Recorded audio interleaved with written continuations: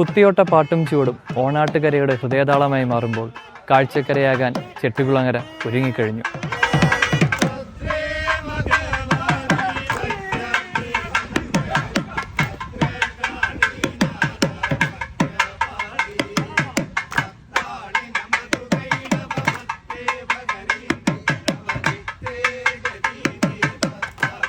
കുടുംബ പാരമ്പര്യമായിട്ട് ഞങ്ങൾ ഇത് കൈകാര്യം ചെയ്തു. 300 വർഷങ്ങൾക്ക് മുമ്പുണ്ടായ രൂപം പടവങ്കാട്ടാശാരിമാരാണ് ഇത് ചെയ്തത്.